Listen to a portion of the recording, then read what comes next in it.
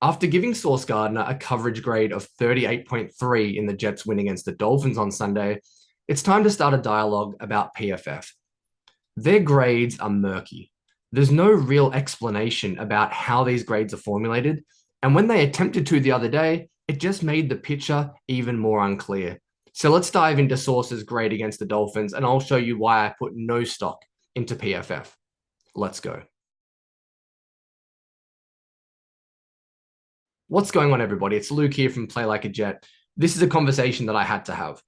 On Twitter, if you haven't seen it, the last 24, 48 hours, there's been a discussion from PFF about explaining Sauce Gardner's grade against the Miami Dolphins.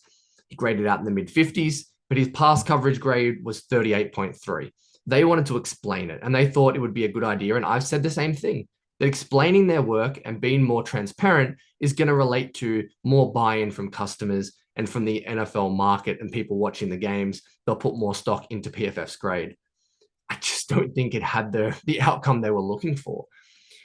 When you look at Sauce's game, let's talk specifically about the pass coverage grade. 38.3. PFF said that he had 5 reps in man coverage plus the pass interference. For starters, the sample size is wrong. Whoever's charting the plays is wrong. He had more reps than that. He had 8, at least 8 reps in man coverage against the Dolphins. So first of all, the sample size is incorrect. So you already know the person who's creating these grades, who's tracking the data, is making mistakes. That is not a very good start when your complete sample size is wrong. On top of that, they came out with 5 reps in man coverage, 0 targets, 0 receptions allowed, and then the pass interference play as well. So based on those numbers, you're telling me that Sauce Gardner graded out under 40. Now, I understand there was a DPI and that it could have been a touchdown. You can see the play here. Sauce Gardner beaten off the line of scrimmage by Tyreek Hill. There's at least 3 or 4 yards of separation. But even if he gives up a 90-yard touchdown on that play, have a look at the other 7 reps that I saw of Sauce Gardner in man coverage against Jalen Waddle and Tyreek Hill, possibly the best wide receiver duo in the NFL.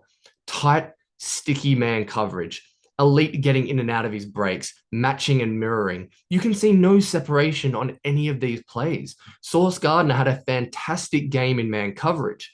So now you're telling me that based on the 8 plays, I'm calling it 8 plays because that's the sample size that I saw, one bad play means that his grade goes automatically under 40. I just don't think that's right. And I understand that PFF has done a better job evolving their model, and now every play isn't graded equally. Down and distance does factor in.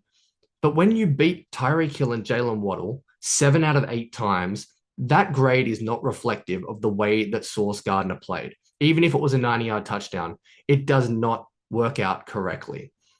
The other thing that interests me in the clip was when they were talking about the running play, the one where there was an end around to Tyreek Hill and Sauce Gardner doesn't even really make a tackle. I'm going to be honest with you, because watching this live, it upset me. On Twitter, I called Sauce Gardner a non-tackler, and I think it's true.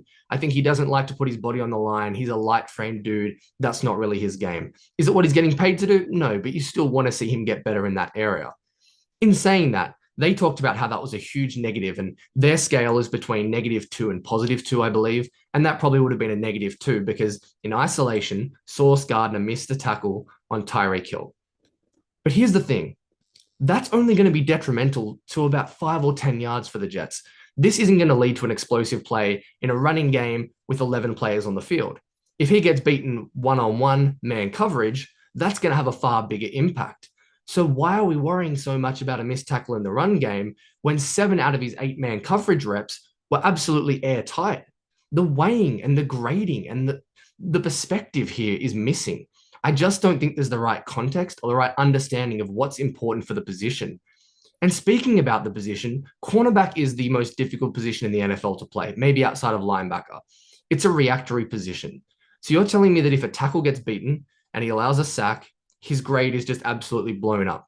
There has to be some understanding that these kind of plays are going to happen. So all in all, I walked away more frustrated and more confused about PFF's grading than I did gaining more clarity. I thought Sauce Gardner played extremely well. I thought his zone coverage reps were outstanding. 7 out of his 8 man coverage reps were top class, and he also had the safety. There's something very wrong with the PFF grading, and it starts with who is doing the grading.